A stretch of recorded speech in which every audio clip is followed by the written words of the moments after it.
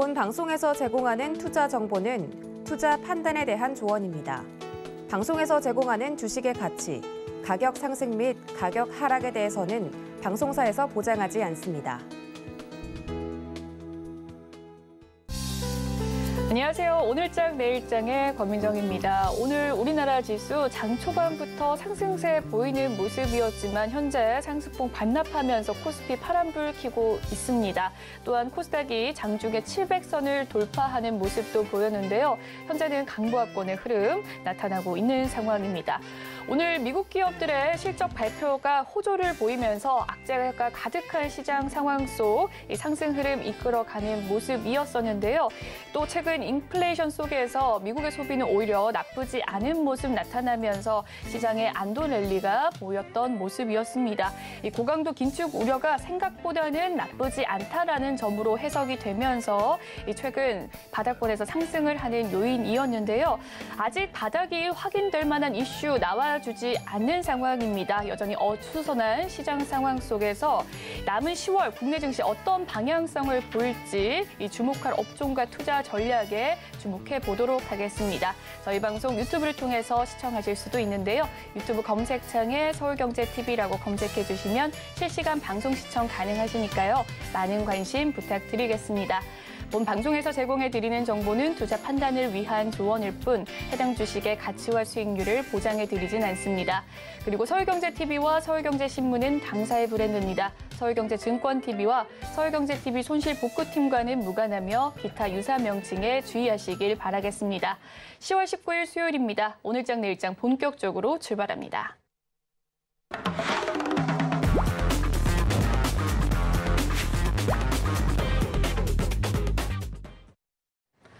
이 시각 보도본부 시간입니다. 오늘은 서지은 기자 나와 있습니다.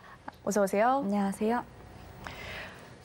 네, 그러면 오늘은 어떤 헤드라인 들고 오셨을지 화면으로 만나보겠습니다.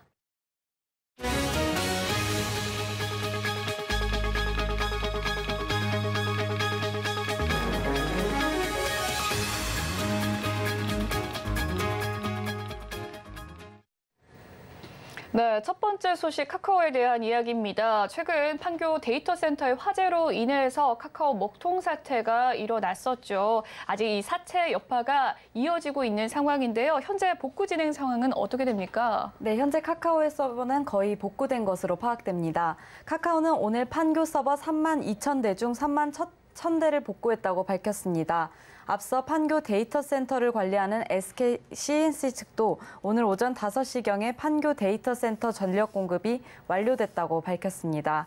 카카오가 메인 서버를 두고 있는 SK CNC 판교 데이터 센터에 화재가 발생하면서 서버가 전부 다운됐었는데요.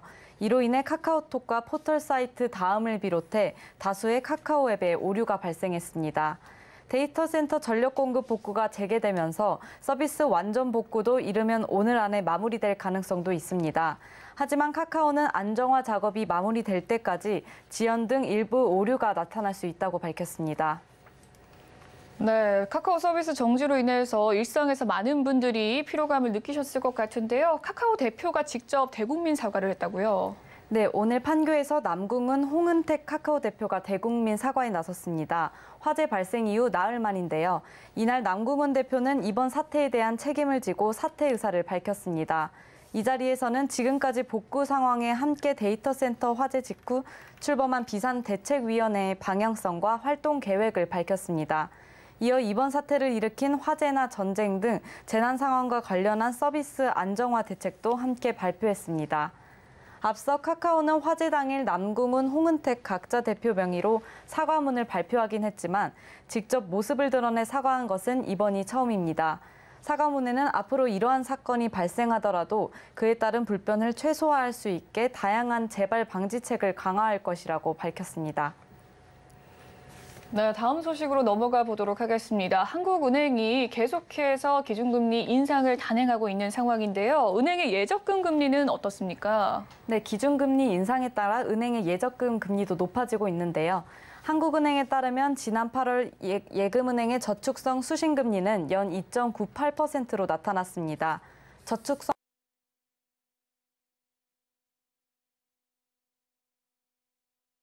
금리가 계속 올라 5월에는 2%대에 들어섰습니다.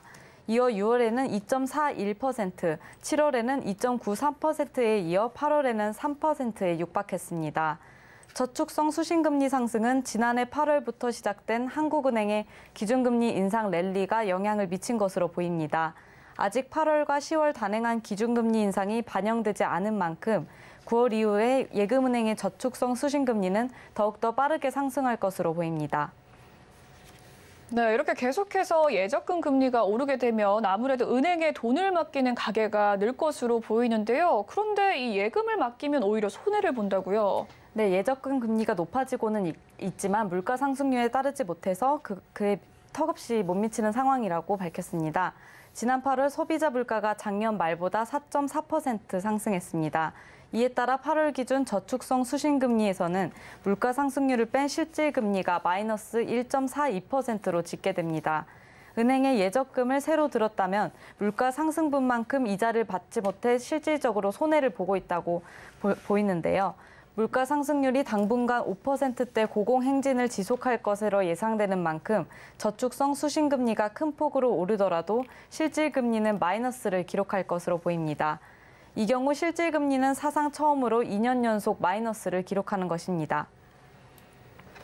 네, 마지막으로 부동산 소식 짚어보도록 하겠습니다. 요즘 집값도 떨어지고 전세 가격 또한 떨어지고 있는 상황인데요. 이렇게 떨어지면서 전세금도 돌려주지 못하는 이 전세값, 특히나 또 깡통 전세가 우려되는 상황입니다. 어떤 상황일까요? 네, 전세 보증금 반환 보증의 보험 사고 금액이 역대 최대를 기록한 것으로 나타났습니다.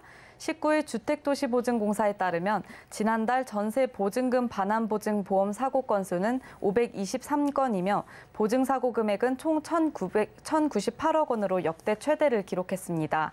전세 보증금 반환 보증 보험은 세입자가 보증금을 지키기 위해 가입하는 보증 상품입니다. 집주인이 계약 기간을 만료 후 전세 보증금을 돌려주지 못하면 보증기관이 대신 보증금을 세입자에게 지급합니다. 주택도시보증공사가 집주인 대신 전세 보증금을 갚아준 대위 변제액도 사상 최대인데요.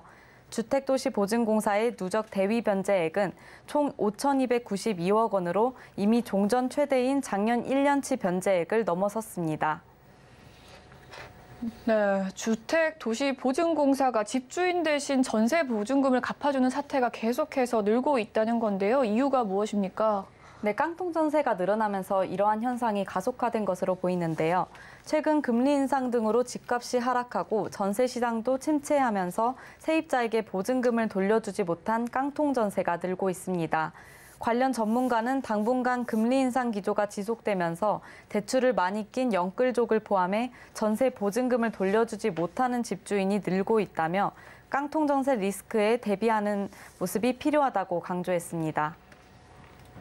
네, 카카오 대국민 사과 소식부터 마지막 깡통 전세 이야기까지 서지은 기자와 함께했습니다. 말씀 고맙습니다. 감사합니다. 네, 이 시각 증시 시황 브리핑 해드리는 시간입니다. 김혜연 캐스터가 준비하고 있습니다. 안녕하십니까. 캐스터 김혜연입니다. 전일 미증시는 3대 지수가 모두 상승세를 보이면서 마감을 했습니다. 이 상승 배경에는요, 영국의 정책 리스크가 해소가 됐다라는 이야기도 나오고 있고요. 기업들의 호실적 발표 그리고 견조했던 산업 지표가 있습니다. 이로 인해서 글로벌 투자 심리는 다소 회복세를 보이고 있다라는 이야기는 나오고 있지만 우리 국내 증시는 오후장 들어서 힘이 다소 빠지고 있는 모습이 나타나고 있습니다. 그럼 자세한 이 시각 지수 상황부터 살펴보도록 하겠습니다. 네, 코스피 지수가 오전장에 강한 모습을 보였는데요. 현재는 하락 전환을 하면서 0.1%대의 하락세를 보이고 있습니다. 오늘 코스피 시장에서는 자동차 관련주, 조선주, 항공주 강세 보여지고 있고요. 또 통신장비 관련한 종목들도 오늘도 오름세를 기록해주고 있습니다. 네, 이어서 코스닥 지수도 확인해 보시죠. 네, 코스닥 지수도 코스피 지수와 비슷하게 오후장에 힘이 다소 빠지고 있는 모습입니다. 그래도 빨간불 유지해주고 있고요. 0.1% 오른 697포인트대에서 거래되고 있습니다.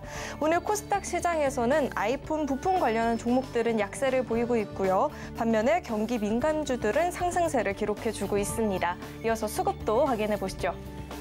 외국인들의 순매수세 행렬이 연일 이어지고 있습니다. 14거래일 연속 순매수세를 보이고 있고요. 기관도 어제에 이어서 오늘도 소폭이지만 매수세 보여지고 있습니다. 이어서 코스닥의 수급도 확인해 보시죠. 3거래일 만에 기관과 외국인의 양매수가 들어오는 듯 보였는데요. 기관은 현재 수급의 방향성이 뚜렷하지 않은 모습입니다. 외국인들은 현재 순매수세를 이어나가주고 있고요. 반면에 개인만이 현재 홀로 매도세를 보이고 있습니다. 이어서 오늘장 상승하는 업종 테마 살펴보겠습니다. 네, 콘텐츠 관련주들이 오늘 장 초반부터 강한 모습을 보이고 있습니다. 이 넷플릭스 호조의 영향을 받고 있는 모습인데요. 넷플릭스가 3분기 실적 발표를 통해서 3분기에 신규 가입자 수가 241만 명을 기록했다라고 합니다. 이는 기존의 예상치였던 109만 명과 비교해서 2배가 넘는 수치인데요. 특히나 넷플릭스는 이상한 변호사 우영우나 수리남 같은 국내 콘텐츠가 큰 기여를 했다라고 이야기를 했습니다. 이 같은 소식에 K 콘텐츠에 대한 관심이 한층 더 커진 모습입니다. 이상한 변호사 우영우 같은 경우에는 4억 시간의 시청 기록을 달성하게 되면서 이 K 콘텐츠의 저력을 보여줬다라는 평가가 나오고 있습니다. 이 같은 소식에 A스토리를 필두로 현재 콘텐츠 관련주들이 강한 모습 보여지고 있습니다.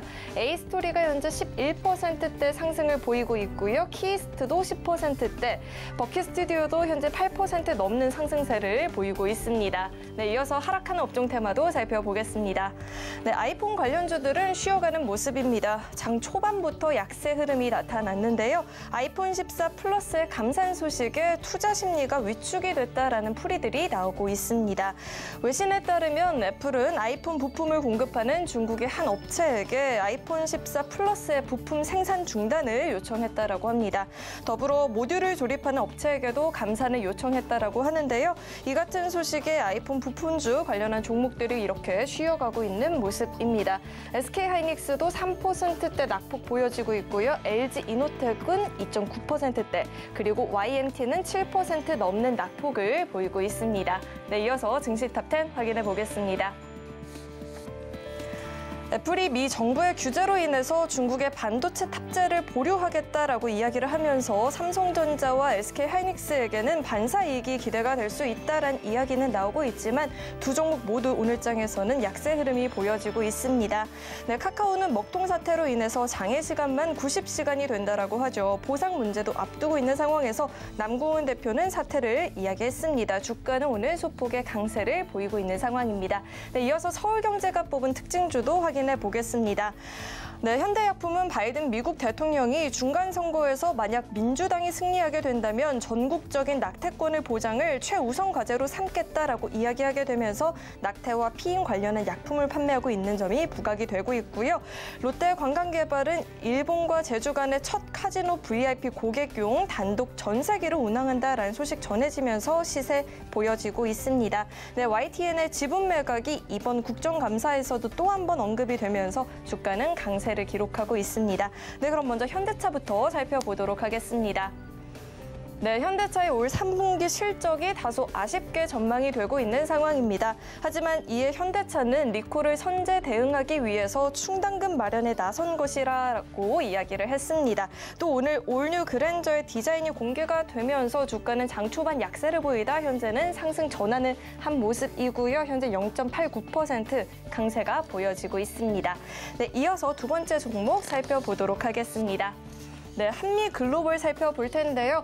원희룡 국토교통부 장관이 다음 달 초에 4박 6일 일정으로 사우디를 방문한다라고 합니다. 네옴시티를 방문해서 수주전에 본격적으로 나설 것이다라고 전해지면서 관련주들이 강한 모습 보여지고 있고요. 한미글로벌은 현재 11%대 급등세가 보여지고 있습니다. 네, 마지막으로 인성정보 살펴보도록 하겠습니다.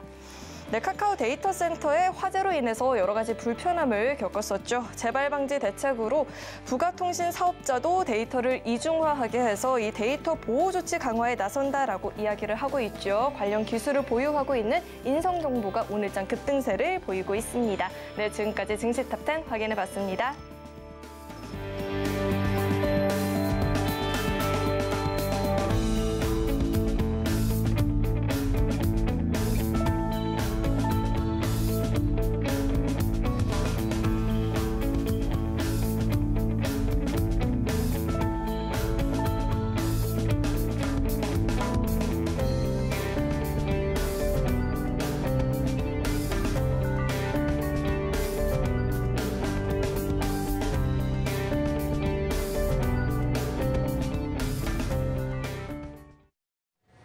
이번 시간은 외국인과 기관의 수급 상황 살펴보는 수급 포착 시간입니다. 앞서 살펴본 수급 상황 객장 연결해서 더 자세한 이야기 들어보도록 할 텐데요. 오늘은 메리츠증권 강남금융센터 정영훈 과장 연결되어 있습니다. 안녕하세요, 과장님. 네, 안녕하세요. 네, 수급 상황 살펴보고 왔습니다. 종목별 흐름은 어떻습니까? 네, 이 시간 현재 수급 특징주 좀 흐름을 보게 되면 오늘 이제 그동안 최근에 외국인들이 반도체와 2차 전지 업종으로 집중적인 순매수세가 유입되고 있는 것이 포착이 되고 있는데요. 오늘도 그러한 관점에서 오늘 2차 전지 관련주 쪽으로 외국인과 기관 투자자들의 수급이 좀 집중되는 그런 현상이 나타나고 있습니다. 우선 보면 오늘 포스코 케미칼 같은 경우에는 외국인 투자자들의 순매수세가 유입이 되면서 오늘 강세 흐름을 띠고 있는데요. 양극재 부분의 판가 인상과 더불어서 이 환율 효과에 힘입어서 3분기 실적 개선에 대한 그런 기대감이 높아지고 있는 상황이고요. 그리고 최근에 좀 꾸준하게 외국인과 기관에 그런 순매수세가 유입되고 있는 에코프로비엠 같은 경우에도 이번 3분기에 환율과 또 물량 효과에 힘입어 어닝 서프라이즈를 기록을 하면서 오늘 주가가 좀 강세 흐름을 띠고 있다. 볼 수가 있겠습니다. 그리고 SK 이노베이션 같은 경우에도 오늘 외국인과 기관의 동반 순매수세가 유입이 되면서 강세의 흐름을 보이고 있는데요. 지금 정유 부분 쪽에 그런 실적 부진에 불구하고 지금 본격적으로 배터리 부분의 그런 실적 성장과 함께 내년부터는 본격적으로 배터리 부분 흑자 전환에 대한 그런 기대감이 부각이 되면서 오늘 주가가 강세 흐름을 띠고 있다. 볼 수가 있겠습니다.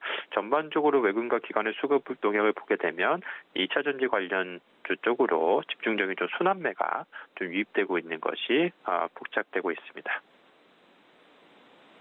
네, 이 시각 수급 특징주의 흐름들 살펴봤습니다. 전반적으로 외국인의 수급이 2차 전지 쪽으로 순환매 형식으로 쏠리고 있는 가운데 포스코 케미칼과 에코프로비엠, SK 이노베이션 특징주로 꼽아주셨습니다.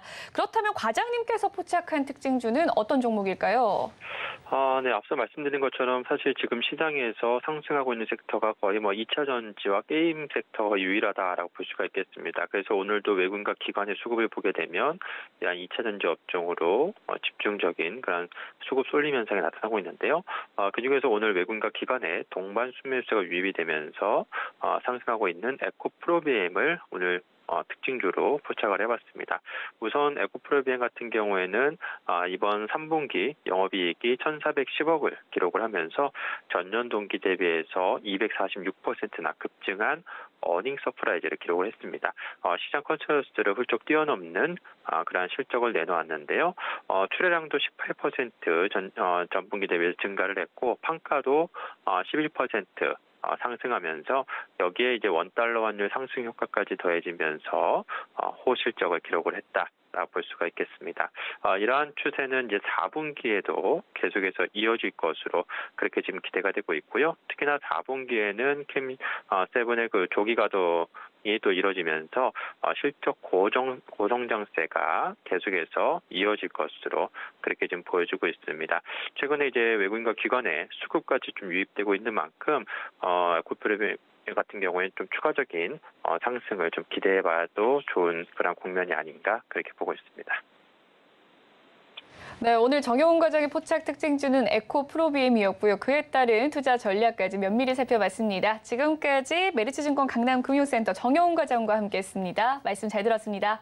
네, 고맙습니다.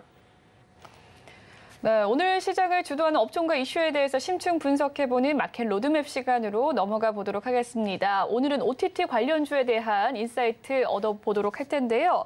골드스타데셋의 박철민 이사 연결되어 있습니다. 어서 오세요. 안녕하세요. 예, 반갑습니다.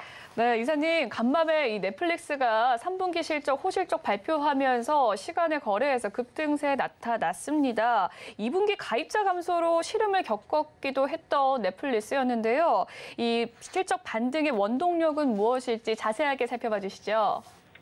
예, 넷플릭스가 미국 이제 현지 시각 18일이죠. 장마감 후에 예상을 웃도는 3분기 순이익과 매출액, 가입자 수 증가 폭을 발표하면서 지금 시간의 거래에서 주가가 큰 폭으로 좀 오르는 그런 모습을 볼 수 있었습니다. 넷플릭스는 이날 장 마감 후에 올 3분기 주당 순이익 EPS 3.1달러로 집계된다 밝혔고요. 그 전에는 전망치가 2.13달러였던 걸 감안하면은 이제 크게 웃도는 발표치라 이렇게 볼 수 있겠습니다. 그래서 3분기 매출액도 79억 3천만 불로 애널리스트들의 전망치 한 78억 3,700만 달러보다도 상회한 그런 어떤 매출액 수치가 발표됐고요. 또 넷플릭스는 특히 올 3분기에 전 세계 가입자 수가 241만 명이 늘어났다고 밝혔는데, 이는 넷플릭스가 지난 2분기 실적을 발표하면서 예상했던 것보다는 2배 이상 많은 그런 수치라고 합니다. 이런 실적 반등의 주요 원동력은 넷플릭스가 올 3분기에 여러 참신한 프로그램들을 통해서 수백만 명의 새로운 시청자들을 끌어들여 모았다. 이런 게 바로 원동력이라 이렇게 말씀드릴 수 있는데, 대표적인 거로 스트레인저 레인, 기묘한 이야기죠. 기묘한 이야기. 예, 기묘한 이야기, 이번에 시즌4 새 에피소드라든지 또 한국 히트 드라마 이상한 변호사 우영우, 그리고 제리프 다머 스토리라던가 이런 어떤 그 컨텐츠들이 효자 노릇을 했고요. 또 넷플릭스는 이날 11월부터 이번 연도죠. 11월부터 12개국에 선보이는 광고 기반의 저가형 가입 모델을 일부 소개하면서 추가 수익성 강화를 기여할 것으로도 보이고, 또 내년에는 공유 계정 분리를 시작하는 만큼 이게 소비자들한테는 좀 좋지 않을 수 있는데, 넷플릭스 자체적 수익성 면에서는 굉장히 긍정적 운영이 되기 때문에 호재로 작용하고 앞으로 좀 실적 상승에 여러 기대되는 그런 대목이다, 그런 원동력이다, 이렇게 좀 말씀드릴 수 있겠습니다. 네, 넷플릭스가 어제 3분기 실적 발표가 있었는데요. 호실적으로 실적 반등세가 나왔습니다. 그에 따른 원동력에 대해서 자세히 살펴봤고요. 특히나 3분기에 241만 명의 가입자 수가 늘어났다고 밝혔는데, 4분기 역시 가입자 수가 450만 명 이상 또 증가할 것으로 관측이 되고 있습니다. 국내외 OTT 관련주들에 둘러싼 이 외부 요인은 넷플릭스의 관측에 힘을 실어줄 수 있을까요? 예, 주요 경제 매체들도 올 4분기 넷플릭스의 가입자 수 증가폭을 400만 명 이상이다, 이렇게, 또 매출액은 79억 7천만 달러 이렇게 예상을 하고 있고요.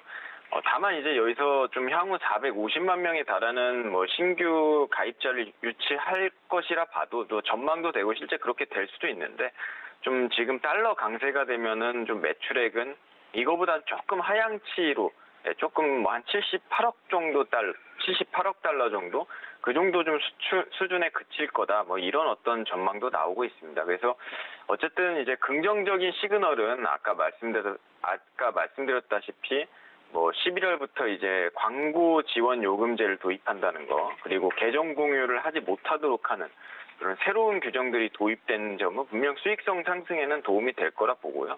그래서 그런 요인들 분명히 힘을 실어줄 수 있을 거다, 이렇게 보고 있습니다. 그리고 넷플릭스 상승은 곧 그런 우리나라 이제 국내 콘텐츠 관련주들과 직접적이든 간접적이든 앞으로 굉장히 과거에도 그랬고요. 주가에 영향을 끼칠 수밖에 없고, 그러다 보니까 결국은 이게 OTT 산업이잖아요. 그래서 OTT 산업은 어쨌든 간에 흥미가 있고 사람들의 이목을 지속 끌어야 되기 때문에, 이런 앞으로 지금처럼 이렇게 재밌는 어떤 이상한 변호사 우영우라던가 이것도 히트를 쳤고, 또 국내뿐만 아니라 아시아 및 전 세계적으로도 시청뷰가 높았던 콘텐츠들이 굉장히 많이 나오고 있기 때문에, 과거에도 보면은 오징어 게임, 지옥 이런 신규 콘텐츠들이 계속적으로 호응을 얻고 있거든요. 그래서 넷플릭스 상승에 기여한 바가 있고, 또 개인적으로는 요즘에 수리남도 정말 재미있게 봤는데요. 지금 말씀드린 콘텐츠 공통된 특징으로는 국내 드라마라는 점, 그런 점에서 국내에서 흥행을 하게 되면은, 국내 드라마가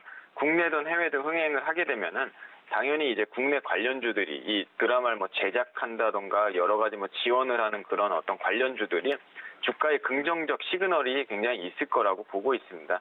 다만 전 세계적인 글로벌 경제 위기로 인한 지수 하락은 업종과 상관없이 콘텐츠 주가 하락을 좀 이끌어낼 수 있다는 점은 분명히 유의하고, 이 점은 좀 유의하면서 좀 중장기적으로 이렇게 외부 요인을 살피면서 콘텐츠주도 이렇게 봐야 되지 않을까, 이렇게 좀 말씀드리고 싶습니다.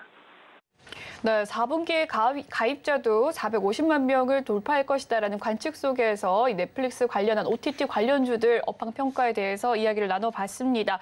달러 강세로 인해서 매출이 조금 낮아질 수 있긴 하지만 일단 광고 지원 요금제를 도입한다는 점이 긍정적인 시그널로 작용할 수 있을 것 같네요. 또 넷플릭스 상승은 또 국내 콘텐츠 관련주들과 또 밀접한 연관성이 있는 만큼 주가 영향을 끼칠 것 같습니다. 이 국내 OTT 관련주들 역시 오늘장 좀 훈풍 불어오고 있는 상황인데요. 상승폭 키워가고 있습니다. 현재 주가 흐름도 짚어봐 주시죠. 예. 먼저 우영우 제작사이기도 한 드라마 제작회사 A스토리. 예, 장 초반에는 상한가까지 거의 근접했다가 좀 지금은 매물대에 대한 좀 매도세가 나오면서 가격이 대략 한 11%, 12% 정도 상승한 22,800원대 이렇게 거래가 되고 있고요. 그 외에도 문화 콘텐츠 기업인 키스트 하단에서 거의 7,000원까지 이상 뚫었다가 현재 조금 조정받으면서 한 10%대 오르는 6,450원 이렇게 거래가 되고 있고요. 또 오징어 게임 흥행 때도 관심주였죠. 스튜디오 드래곤 바닥에서 반등하면서 현재 5%대 오른 한 좀 3%, 4%, 한 4, 5% 정도대 오른 68,700원 이렇게 거래되는 그런 움직임을 보이고 있습니다. 전반적으로 글로벌 경기 침체 그런 어떤 시기인 만큼 지수 하락 시기에 경기 민감주들이 이제 컨텐츠들은 대표적인 경기 민감주들이거든요. 그러다 보니까 최근 들어서 좀 맥을 못 쓰고 계속 하방 압력을 좀 지속받고 있었는데 금주는 넷플릭스 실적 발표도 있고 또 저가 지나친 어떤 과다 낙폭에 대한 그런 매수세까지 들어오면서 또 넷플릭스의 앞으로 이제 그런 기대감 이런 것들이 이제 종합적으로 좀 작용을 하면서 좀 전반적으로 저가에서 좀 급 반등하는 그런 모습들을 현재 보이고 있습니다. 네, OTT 관련주들, 국내 관련주로서 주가 흐름들 살펴봐 주셨습니다. A스토리와 키스트, 스튜디오 드래곤 등에 대해서 이야기를 해주셨는데 일단 전반적으로 경기 민감주인 만큼 하방 압력이 있는 상황 속에서 이번 주 넷플릭스 호실적 발표로 인해서 급반등하는 모습 나타나고 있는 상황입니다. 오늘장 이 넷플릭스 훈풍의 관련주가 상승폭을 키웠는데요. 다만 2분기 넷플릭스가 또 급 하락하는 만큼 어닝 쇼크로 관련주들의 하락폭 키워갔었습니다. 넷플릭스의 실적과 국내 OTT 관련주들이 뗄래야 뗄 수 없는 관계인 것일까요? 국내 관련 섹터의 자체적인 성장 동력 어떻게 보십니까? 예, 일단 넷플릭스는 올 1분기에 약 20만 명, 2분기에 거의 한 100만 명의 가입자 수 감소를 겪었다가 3분기 만에 거의 반등을 경험한 셈인데요. 사실 이제 국내 관련 섹터의 자체적 성장 동력이다. OTT 산업이라는 것이 꼭 어떤 영화 드라마 있는 것도 아니고 또 꼭 넷플릭스뿐만 아니라 왓챠, 웨이브, 티빙, 디즈니 플러스 등 다양한 그런 서비스사들이 이게 최근에도 많이 치고 올라오곤 있거든요. 다만 확실히 느끼는 게 아직도 넷플릭스가 거의 이런 영화 드라마 면에서는 거의 반독점을 하고 있다 봐도 거의 과언이 아닐 정도라 이렇게 좀 말씀드리고 싶어요. 특히 넷플릭스 움직임으로 인한 그런 관련주들의 변동폭이 더욱 크게 움직이는 것 같습니다. 계속적으로. 예를 들어서 국내 콘텐츠 관련 기업인 버키 스튜디오도 보면은 이것도 이정재 씨가 설립한 그런 아티스트 컴퍼니 지금 15% 보유하고 있는데 이게 또 넷플릭스랑 실질적 어떤 직접적인 주식의 영향력은 없다 해도 그런 연관성은 무시할 수는 없거든요. 그래서 관련해서 굉장히 움직이는 주식이다 이렇게 또 볼 수 있고 또 물론 이제 같은 콘텐츠 관련 기업이어도 손오공과 같은 종목은 이제 디즈니 OTT 관련주로 좀 편입되다 보니까 조금 다르게 해석할 수 있는 부분이 있는데 그러나 아직까지는 넷플릭스가 확실히 드라마, 영화 그런 OTT 산업에서 영향력을 무시할 수는 없다 좀 이렇게 볼 수 있습니다. 전에도 한번 티빙 시즌 합병 관련 이슈 다룰 때도 말씀드렸는데요.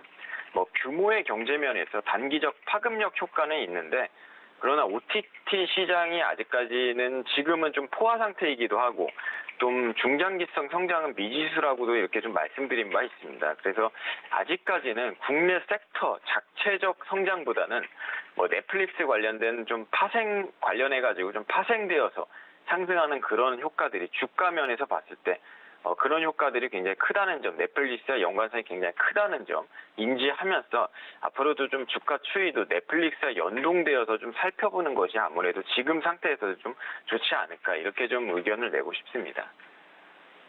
역시나 OTT 넷플릭스가 반독점을 하고 있는 상황이라고 봐도 과언이 아닐 정도로 현재 크게 장악을 하고 있는 상황입니다. 역시나 우리나라 국내 콘텐츠 관련 기업들도 이 넷플릭스와의 연관성을 무시할 수 없는 상황 속에서 중장기적인 성장성은 좀 미지수인 상황이라고 이야기를 해주셨고요. 넷플릭스와 관련해서 좀 파생되어서 상승하는 효과를 누려보는 것이 좋을 상황인 것 같습니다. 하반기 국내 OTT와 콘텐츠 주의 향방에 대해서 알고 싶은데요. 탑픽 종목과 투자 전략이 있다면 전해주시죠. 예, 일단은 뭐 눈에 보이는 산업은 아니기 때문에 OTT 산업이 성장성은 굉장히 무한정이다 이렇게 좀 말씀드리고 싶어요.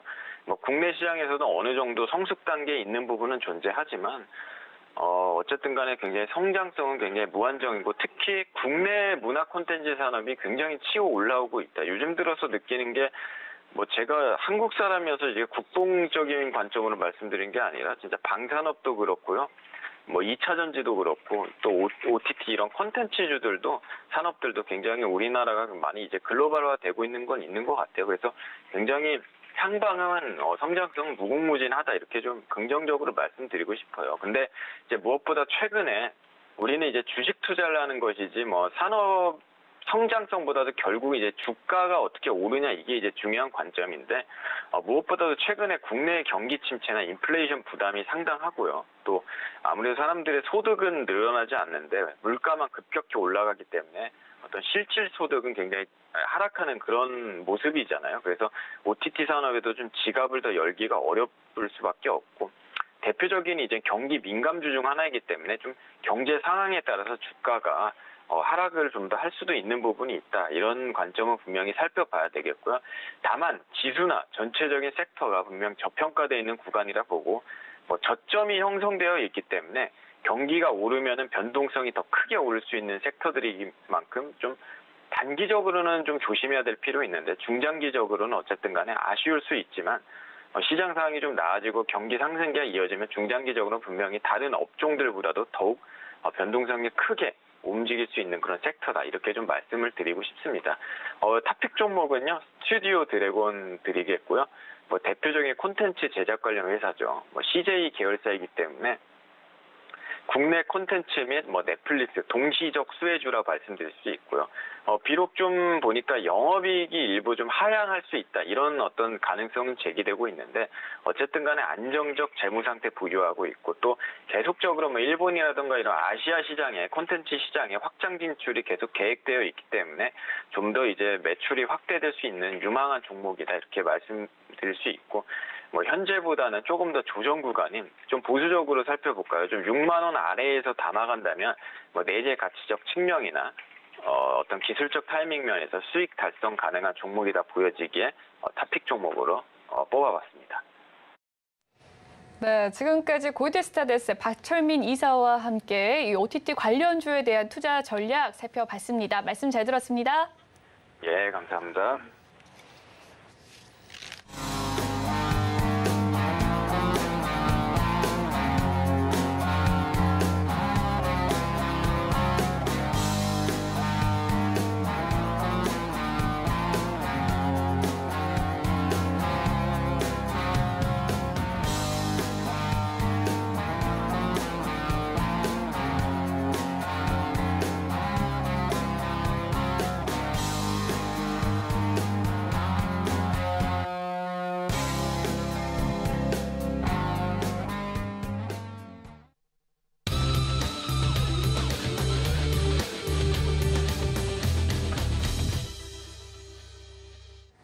마켓 리더들과 함께 시장의 핵심 이슈를 짚어보는 이슈 칼럼 시간입니다. 오늘은 인포스탁 데일리 기업정책연구원장 최양호 원장님 나와 계십니다. 어서 오세요. 네, 반갑습니다.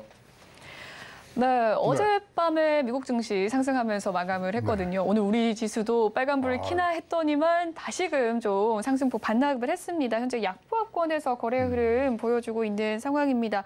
이 최근 국내외 증시 주요 흐름 짚어봐 주실까요? 일단 실적이 모든 거를 얘기하는 그런 장이 됐어요. 근데 3분기 실적이 어떠한 성격을 띠고 있냐면요. 그런 게 아니라 러시아 우크라이나 전쟁을 2분기 때는 한 반밖에 반영을 안 했거든요. 그거 그대로 반영한 실적이고요. 그다음에 금리 인상의 어떤 가파른 상승폭을 그대로 받아낸 실적이고요. 그다음에 원자재 가격이 막 출렁거리는 이러한 국면까지도 다 했는데 괜찮아요. 그죠? 진짜로 3분기 실적에 대한 기대가 없었는데 이것을 갖고서 딱 우리가 이제 발표를 하다 보니까 이런 외부 요소들을 다 소화내는 기업에 대해서는 굉장히 많은 그러니까 사실 투자자들의 그런 마음을 녹이는 그런 부분들이 나왔어요. 그러다 보니까 3분기 실적이 노동시장의 뭐 회복력이라든가 그다음에 시장 재개에 대한 기대감들이 듬뿍 들어가 있으면서 거기에 따라서 유가 하락이라든가 뭐 이런 것들의 기대감까지 지금 같이 묻어 있는 부분들이 되는데요. 한 달 전인가 2달 전에 모건 스탠리에서 보고서를 나왔는데 앞으로 주가의 행로를 결정하는 것은 연준이 아니다. 실적이다. 이렇게 얘기를 한 거가 뭐 굉장히 지금 진짜 실질적인 숫자로 지금 나와 있는 부분들이 있어서 굉장히 반갑고요.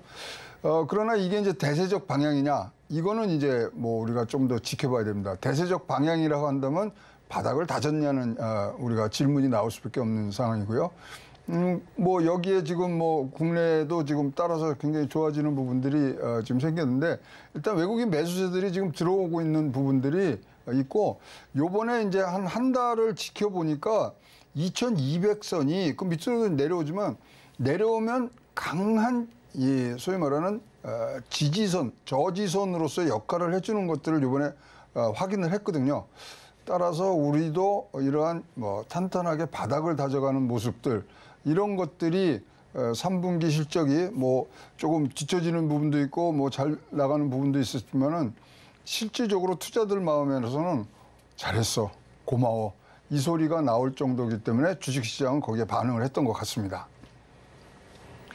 네, 미국 증시 훈풍에 이어서 증시가 조금 회복을 하고 있는 상황입니다. 그에 따른 주요 흐름에 대해서 살펴봤는데요. 일단 전반적으로 모건 스탠리가 이 주가의 행보가 실적에 좀 달려있다라고 이야기를 한 만큼 실적에 따라서 이야기가 달라질 것 같습니다. 은행주를 비롯해서 골드만삭스, 넷플릭스 등이 현재 예상치를 상회하는 실적 발표가 있었는데요. 실적 시즌 스타트 끊었습니다. 네. 테슬라 발표도 이제 임박을 그렇죠. 했는데 남은 미국 주요 기업의 3분기 실적 기대해봐도 될까요? 근데요, 요번에 가장 효자 노릇하는 것은 은행주예요. 은행주가 호실적을 할 때는 우리가 금리가 올라와서 예대 마진 그것 차이 때문에 수익이 많이 생기냐. 그게 아니라 은행의 호실적은요. 여기 카드도 많이 쓰고 이게 입출금이 많아야 되거든요.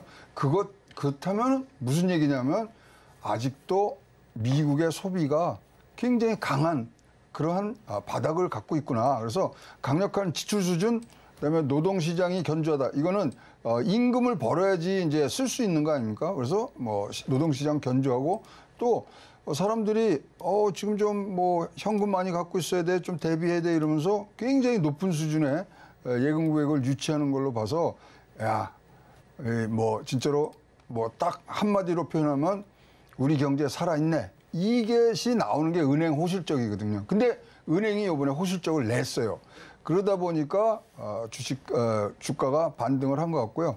뭐 넷플릭스는 잘 아시지만 미래 성장성을 이 어려운 시장에서도 뭐 가입자가 늘어나는 부분, 그다음에 방영 숫자가 뭐 시간이 늘어나는 부분 이런 것들이 굉장히 좋은 미래 성장에 대한 실적에 대해서 좀 굉장히 좀 푸른 신호등을 낸 것 같습니다.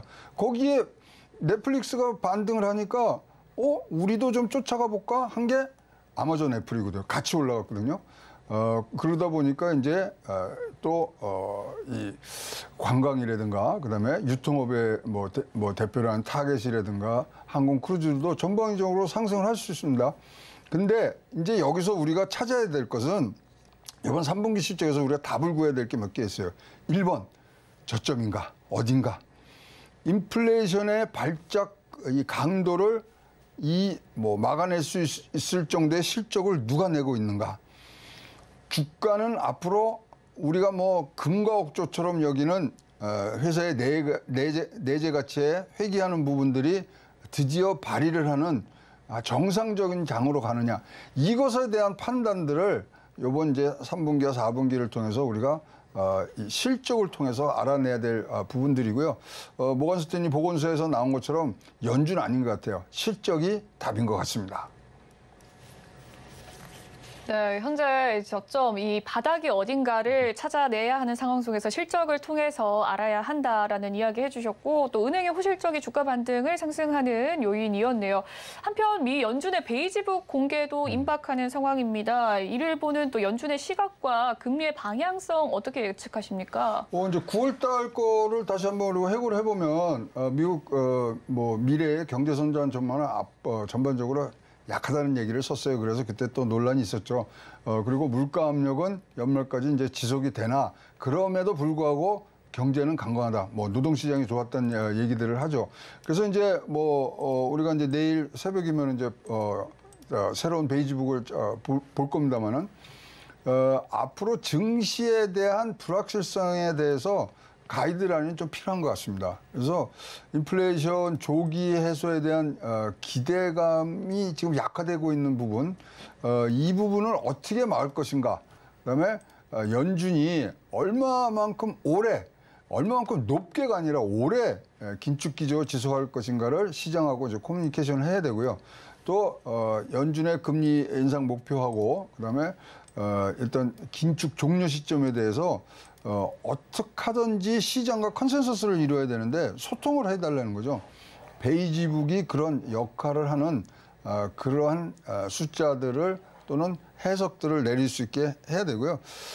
재미난 베이지북에 대해서 쓰고 영문 기사를 보니까 이런 얘기가 있더라고요. 그래서 한번 인용을 해보려고 그러는데요.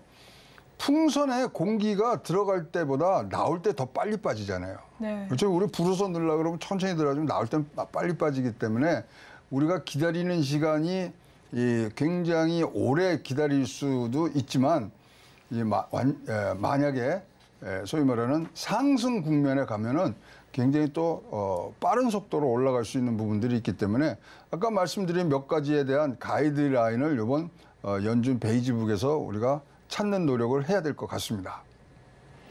네, 연준의 베이지북 발표가 임박된 상황 속에서 금리 인상 방향성에 대해서 여쭤봤습니다. 증시의 불확성에 대한 가이드가 필요한 상황인데요. 이번 베이지북에서 그 해답이 나오길 기대하겠습니다.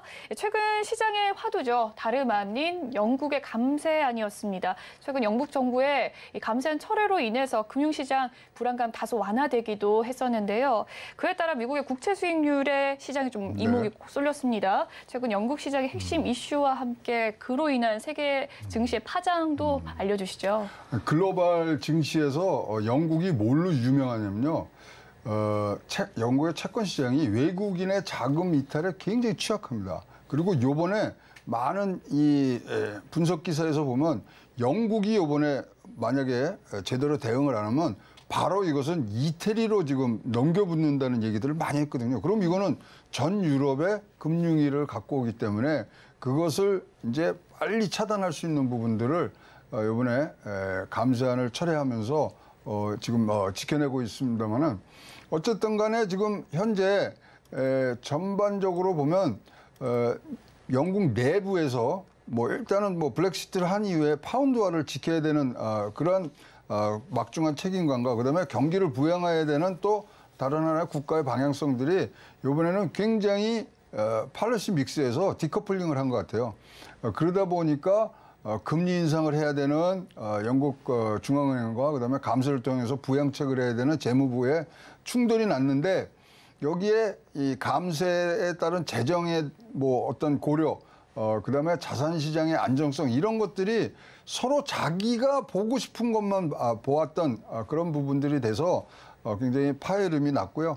어쨌든 이름으로 해서 파운드화가 지금 뭐 약세가 되는 부분들로 가다 보니까 더 큰 이제 위험성이 더 왔죠. 달러가 또 다시 강세가 되고 그렇기 때문에 요번에 이제 철회를 하면서 파운드화가 이제 다시 강세로 갔고 그것에서 달러가 약세가 됐고 그러니까 한국 환율이 조금 더 안정화되는 부분들로 가서 일단은 급한 불은 끈 그런 상태로 보이고요. 이 뭐 전체적인 흐름에 대해서는 미국 증시도 뉴욕 증시도 굉장히 환영했던 것 같습니다. 네, 영국 정부의 이 감세한 철회로 인해서 이 향후 증시의 파장에 대해서 살펴봤습니다. 일단 영국의 중앙은행과 또 재무부의 충돌이 났던 상황인데요. 역시나 좀 감세한 철회로 인해서 영국의 파운드화가 좀 다소 안정세에 접어들고 그에 따라 우리나라의 환율도 안정이 된 상황입니다. 10월의 증시 기술적 반등을 기대하는 목소리 높았었는데 좀 소폭 반등을 하긴 했어요. 다시금 좀 급락의 가능성도 제기되면서 시장 상황 어수선합니다. 근데 우리 한번 따져볼 게 있어요. 자, 우리가 코스피 2000선에서 박스권을 형성했던 시기가 언제냐면 2011년부터 2015년이거든요. 네. 그때 보면은 상장사 영업이익 총액이 100조 정도 됐을 때예요. 근데 지금 보세요. 지금 뭐 지난해만 해도 240조, 그다음에 올해도 220조 정도를 이제 뭐 훨씬 넘을 가는 부분들인데 그렇다면 지금 더 이상 실적이 나쁘게 나오더라도 더 밑으로 내려갈 하방 압력은 없는 거예요. 아니 이렇게 장사를 잘하고 영업이익이 나는데 지금 뭐 거의 2배 이상을 지금 하고 있지 않습니까? 그렇다면 실적이 나쁘더라도 그것을 받아줄 수 있는 그러니까 이제 전체적인 이제 뭐 연 매출들은 지금 잘 지키고 있으니까 주가는 크게 하락할 이 힘은 없는 것 같아요. 따라서 지금 뭐 연말을 통해서 뭐 IT라든가 이런 뭐 제품 수요 뭐 약하게 나온다 뭐 그러더라도 주가 하락에 대해서는 우리가 조금 더 신경을 안 쓰셔도 될 부분들이고 뭐 재고 조정이랑 이런 건 내년 1분기면 다 끝날 부분들이거든요. 따라서 지금 너무 우리가 움츠릴 필요는 없다. 움츠릴 필요는 없고 이제 과대 낙폭주를 여러분들이 발견하시면 지금은 단기 트레이닝 측면에서는 접근 가능한 그러한 뭐 행보에 우리가 나올 수 있고요. 물론 지금 뭐 우리가 이제 달러로 환산한 코스피 뭐 선을 딱 보면은 10년 이동선을 보면 1715예요. 그렇다 보면은 우리가 코스피 바닥도 2000에서 지금 뭐 막을 수 있는 부분들이 있고요. 2200이라는 의미 있는 지지선을 우리가 든든하게 지금 우리 우군으로 갖고 있기 때문에 급하게 떨어지지는 않을 것 같다. 그리고 내년도가 무슨 지금 기대감이 있냐면요. IT 산업의 변곡점, 특히 새로운 사이클의 시작이라는 얘기들을 많이 하거든요. 그렇다면 우리나라의 대표적인 삼성전자뿐만 아니라 많은 IT 회사의 그런 부품들 이런 것들이 수출 증가로 일어나면서 우리 원화의 제자리 찾기가 이루어지는 부분. 그래서 선순환으로 갈 수 있는 부분들이 굉장히 많기 때문에 저는 뭐 지금 이러한 말씀드렸던 장점들이 4분기부터는 나타날 수 있는 그런 개연성들이 많다고 보여집니다. 네, 일단 뭐 악재가 대다수 좀 선반영된 측면이 있어서 실적에서 더 나쁘게 나오더라도 더 이상 내려갈 주가가 없다라는 이야기 해주시면서 이 과대 낙폭주들 단기 트레이닝 관점으로 접근해보면 좋겠다라는 이야기 덧붙여 주셨습니다. 지금까지 인포스탁 데일리 기업정책연구원장이신 최양호 원장님과 함께했습니다. 말씀 잘 들었습니다. 네. 본 방송에서 제공해드리는 정보는 투자 판단을 위한 조언일 뿐 해당 주식의 가치와 수익률을 보장해드리진 않습니다. 그리고 서울경제TV와 서울경제신문은 당사의 브랜드입니다. 서울경제증권TV와 서울경제TV 손실복구팀과는 무관하며 기타 유사 명칭에 주의하시길 바라겠습니다. 오늘 준비한 소식은 여기까지고요. 잠시 후 마감 임박 60분의 승부도 많은 시청 부탁드리겠습니다. 시청해주신 여러분 고맙습니다.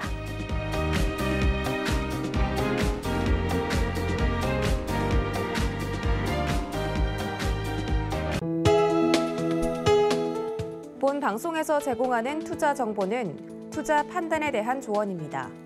방송에서 제공하는 주식의 가치, 가격 상승 및 가격 하락에 대해서는 방송사에서 보장하지 않습니다.